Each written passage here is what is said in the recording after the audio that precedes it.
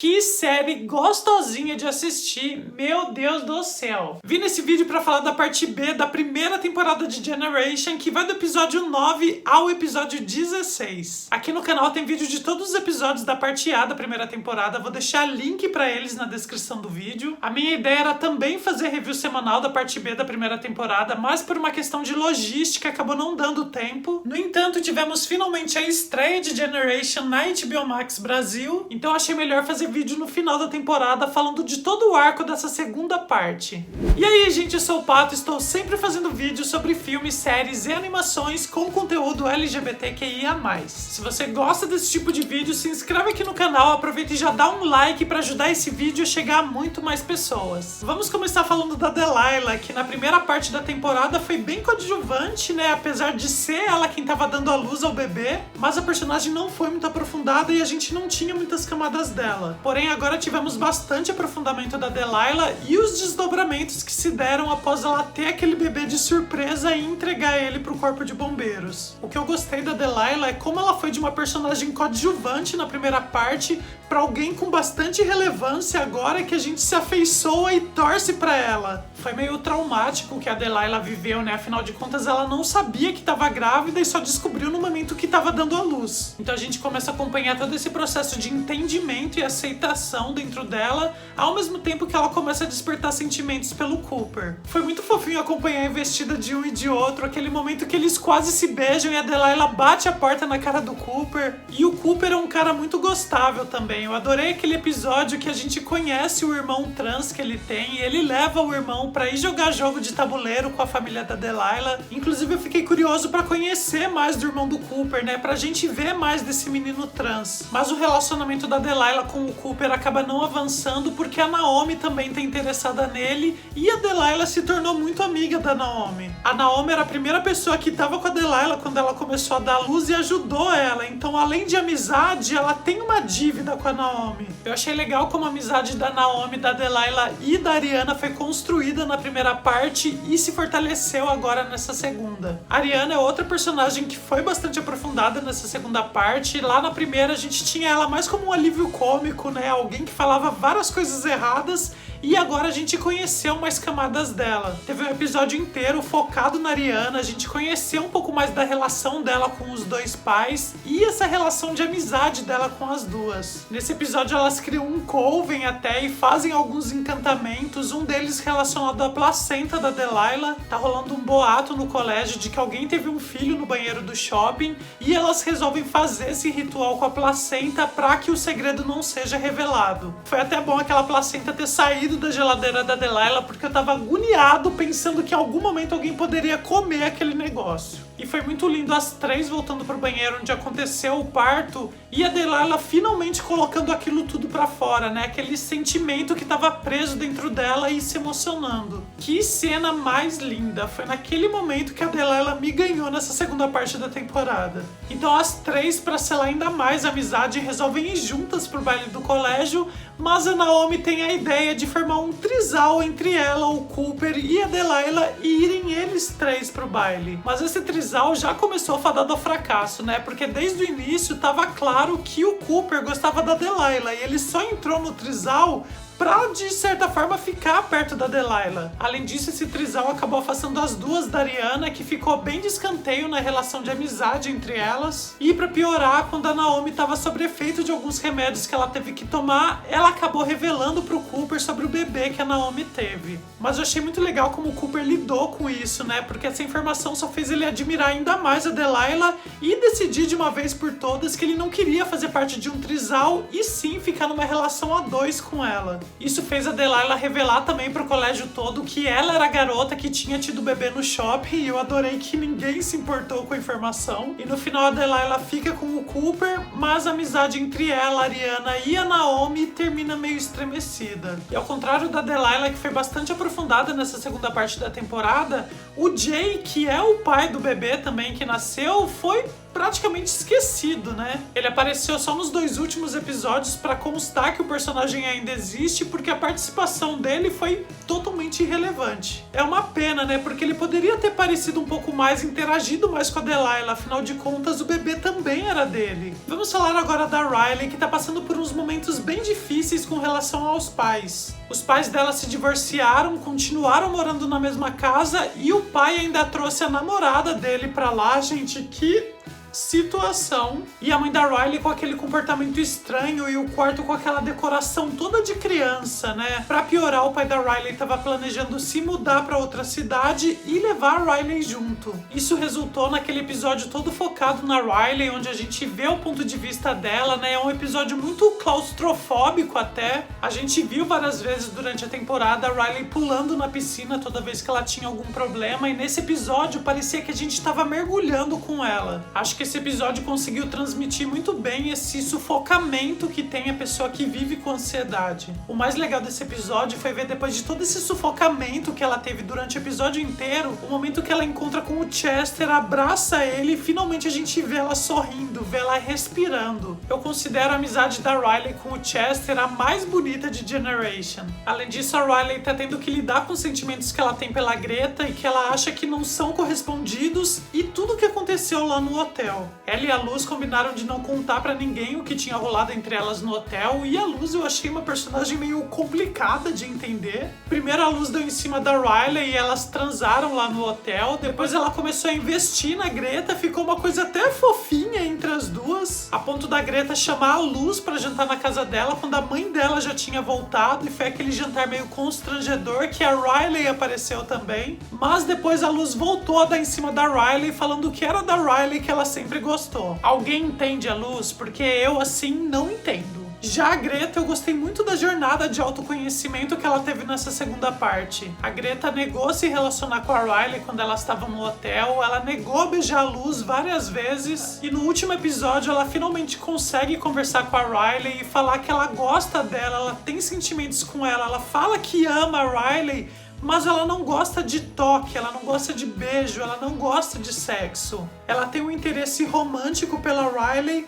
mas pra ela não faz bem se relacionar sexualmente. Ou seja, a Greta é assexual. E eu gostei muito dela explicar que ela tem sentimentos pela Riley, mas não tem vontade de fazer sexo, porque tem muitas pessoas que confundem assexualidade com aromanticidade. Não é porque uma pessoa é assexual que ela não vai desenvolver sentimento por outras pessoas. E foi muito lindo, depois de ouvir tudo isso, a Riley falar que ama a Greta também. A gente sabe que a Riley é sexualmente ativa, então numa possível segunda temporada vai ser muito interessante ver como as duas vão lidar com isso dentro do relacionamento. Tem o fato também da Greta não saber o que aconteceu entre a Riley e a Luz lá no hotel, então quando ela souber, acho que vai trazer muitas coisas à tona, mas eu tô curioso pra saber como vão retratar esse relacionamento de uma assexual com uma alossexual. E dentro do núcleo familiar da Greta, eu amei que a série assumiu que a tia Ana é de fato uma mulher trans, assim como a atriz que interpreta ela. Eu tinha dito já em outras reviews que seria legal se a tia Ana fosse uma mulher cis, né? Porque é difícil a gente ver mulheres trans interpretando mulheres cis, mas ao mesmo tempo eu tava sentindo falta de representatividade trans dentro da série. O ator que faz o Jay é um homem trans, mas o personagem é cis, tanto que ele engravidou a Delilah. Tem o irmão do Cooper, que é um personagem trans, mas ele foi só uma participação num episódio. Mas agora com a Ana a gente tem uma personagem trans que de fato tem uma importância na trama. A Ana deu conselhos maravilhosos pra Riley, ajudou ela a arrumar um emprego e tava até sugerindo das duas morarem juntas. Além disso, ela brilhou naquele episódio apresentando lá no Bar das Drag Queens. Por outro lado, a gente tem um ponto negativo nessa trama familiar da Greta, que é a chegada da mãe dela. A mãe da Greta volta no final de um episódio, deixando um gancho pro episódio seguinte, e a gente tinha visto no começo da temporada que ela controlava muito a vida da Greta. Então nesse retorno dela, eu tava esperando algo que de fato afetasse a vida da Greta, mas a gente não viu nada disso acontecer. A mãe da Greta se mostrou uma pessoa até legal, né, quando ela tá dançando lá com as meninas e a tia Ana, e o fato da Ana ser uma mulher trans e a mãe da Greta não ter problemas com relação a isso mostra que ela é uma pessoa bem aberta, bem diferente do que foi plantado lá no início da temporada. Além disso, a dinâmica na vida da Greta não mudou praticamente nada com a chegada da mãe dela. Seria muito mais interessante que a mãe da Greta não tivesse voltado ainda, que a gente tivesse acompanhado só o desenvolvimento da Greta, né? Ela se entendendo e se aceitando. Então, finalmente a Greta e a Riley ficando juntas, né? Se tornando um casal, pra aí sim a mãe da Greta aparecer. Eu acho que a mãe da Greta foi colocada cedo demais na trama e ela acabou não sendo aproveitada da forma como poderia ter sido. De repente ela poderia ser como a Megan, né? A mãe do Nathan e da Naomi, que aceita a diversidade ao seu redor,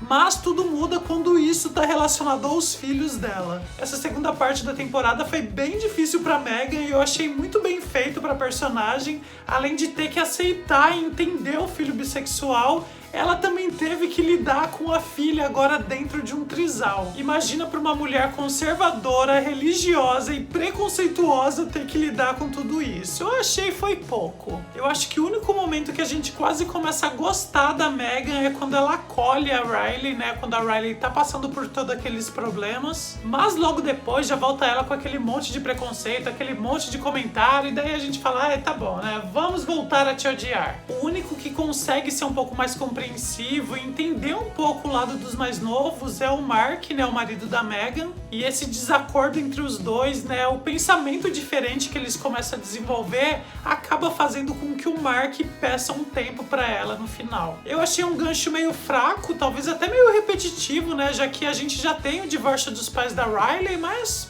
tá aí, né? Vamos aceitar, vamos ver o que vai dar numa próxima temporada. E agora vamos passar pro Nathan. O Nathan, nessa segunda parte da temporada, passou por um processo de amadurecimento com relação aos sentimentos que ele tem pelo Chester e como lidar com eles. Lá no final da primeira parte, o Nathan tinha mandado um correio de voz pro Chester, bem constrangedor, falando todo o sentimento que ele tinha por ele, se declarando pro Chester. Mas antes do Chester ouvir, tinha rolado toda aquela confusão com o nascimento do bebê da Delilah e o Chester já tava combinando de sair com o Bo. Mas numa conversa dos dois a gente entende que depois o Chester ouviu a mensagem e os sentimentos dele pelo Nathan não eram recíprocos. Mesmo assim, o Nathan queria afrontar a mãe dele e precisava do Chester para fingir que eles eram namorados. E como o Chester tinha acabado de sair de um encontro desastroso, gente, o que foi aquele encontro na pista de patinação? Meu Deus!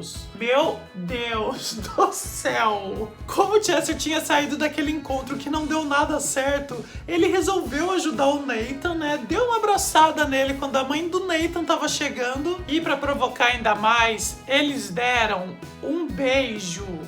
Um beijo. Gente, que beijo foi aquele? Eu considero o melhor beijo da temporada. Então eles continuaram por um tempo nesse fingimento, não teve mais beijo, né, infelizmente, mas eles continuaram lá pra provocar mais a Megan. Obviamente o Nathan continuou gostando do Chester, mas o Chester ainda tava com aquele encontro ruim na cabeça. E o Nathan poderia ter ficado quieto, não ter feito nada, mas ele ajudou o Chester a conseguir um outro encontro com o Bo. O primeiro encontro do Chester com o Bo deu errado, principalmente porque o Chester foi cheio de expectativa, foi com sede ao pote e era o primeiro encontro dele também. O segundo encontro, que acabou sendo mais despretensioso e acabou sendo, na verdade, aquelas compras que eles fizeram no mercado, foi o que realmente deu certo. Então, apesar de serem bem diferentes um do outro, né, desde a forma de se vestir até a forma de agir, né, o Chester é um pouco mais glamuroso, é mais extrovertido e o Bo é um pouco mais retraído, né, mais tímido, tem um jeito um pouco mais nerd. Mesmo assim, eles tinham uma química e começaram a namorar. E no começo o relacionamento tava bem, o Chester até apresentou o Bo pra avó dele. Eles tiveram vários momentos bem quentes, assim, de fazer a gente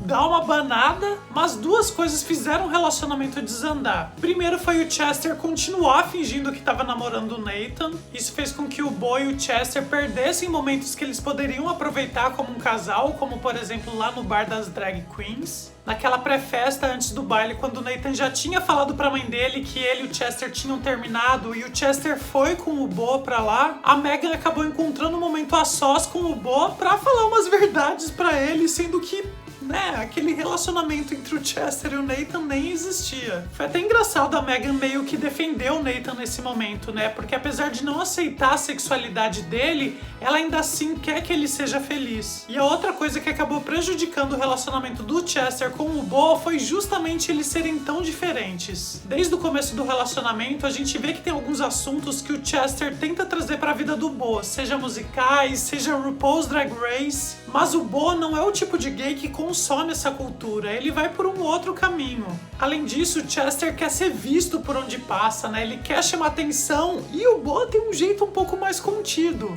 Eu particularmente não vejo problema nenhum deles terem esses gostos diferentes, essas personalidades diferentes, mas para o Beau isso pega. Então o Beau resolve terminar com o Chester e deixa o Chester devastado. Eu achei bem legal nesse ponto o Nathan ir atrás do Beau, tentar resolver a situação, né? Tentar acertar ele com o Chester. Isso mostra como o Nathan realmente se importa com o Chester, né? Independente se ele vai ficar com ele ou não. E depois o Chester fica completamente bêbado, pula na piscina, fica afogado lá no fundo e o Nathan pula pra tirar o Chester de lá da mesma forma que o Chester pulou no começo da temporada pra tirar o Nathan do mar. Então o Nathan leva o Chester pra se secar, né? O Chester resolve tomar banho e o Nathan fica todo acuado sem saber o que fazer. E depois que sai do banho, o Chester dá até uma investida no Nathan, né? E o Nathan, se quisesse, poderia ter ficado com o Chester naquele momento. E eu achei maravilhoso que o Nathan não se aproveitou da vulnerabilidade do Chester pra ficar com ele. Foi triste como terminou a temporada pro Nathan, mas ao mesmo tempo mostrou como ele é uma pessoa confiável. E eu particularmente shippo muito Nathan e Chester. Digam aí nos comentários se vocês também shippam os dois. Eu gostei muito do Chester com o Beau, mas eu gosto tanto do Nathan. Eu quero tanto que o Nathan seja feliz que eu quero muito que dê certo esse casal. Ou que na próxima temporada apareça alguém aí pra mexer com o coração do Nathan, pra fazer esse menino ter um relacionamento decente. Porque antes do Chester foi o ex-namorado da Naomi, que também sumiu aí no churrasco, né? Ninguém nem sabe mais onde foi parar. E o Chester volta a ficar sozinho, do jeito que ele se sentia lá no começo da temporada, e ele vai pro mesmo lugar lá do final do primeiro episódio, que é aquele outdoor. Então, depois de muito tempo sem ver os dois interagindo, o Chester liga pro Sam. O Sam apareceu bem pouco nessa segunda parte da temporada, né? Depois que ele falou que não aconselharia mais o Chester. Ele apareceu nos momentos bem pontuais, quando tava aconselhando a Riley. E agora o Chester liga pra ele só pra ter uma companhia, né? Pra ter alguém pra ficar junto, mesmo que seja em silêncio.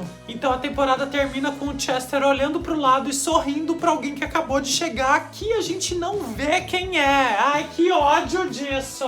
Dá a entender que foi o Sam que apareceu e que foi até lá nesse tempo de silêncio em que eles estiveram, mas como não vimos de volta, não podemos dizer com certeza. Eu achei essa primeira temporada de Generation maravilhosa, como eu falei, né? Tem alguns momentos que eu acho que poderiam ter sido diferentes, né? Algumas escolhas poderiam ter sido outras, mas eu acho que a série tá num nível muito alto e muito bom, tanto de representatividade LGBTQ+, que é o que eu mais falo aqui no canal, quanto também a forma de representar a geração Z e trazer temas que são bastante relevantes. Eu acho que deu muito certo essa união dos criadores da série, né? A Zelda Barnes e o Daniel Barnes, né? Que são pai e filha. A Zelda trazendo toda a vivência dela dentro dessa geração e o Daniel trazendo toda a experiência dele com roteiro e com direção. Eu acho que a temporada fluiu muito bem, tiveram vários estilos narrativos dentro de cada um dos episódios que funcionaram muito bem também, e a gente vê bem definido o arco da parte A da temporada e o arco da parte B da temporada, assim como esse arco longo da temporada inteira. E eu achei muito legal a temporada começar com uma festa na casa da Riley e terminar também numa outra festa na casa dela. Era pra ser o baile no colégio, né? Mas aquele baile tava decadente e eu achei simbólico esse ciclo terminar num evento que faz referência a como tudo começou. Que série gostosinha de assistir. Eu amei acompanhar essa primeira temporada de Generation. Espero sinceramente que tenha uma segunda temporada, porque a gente precisa de mais séries como essa. Tem mais o que dizer? Não tem mais o que dizer. Nos vemos então no próximo vídeo. Beijo do Pato e tchau!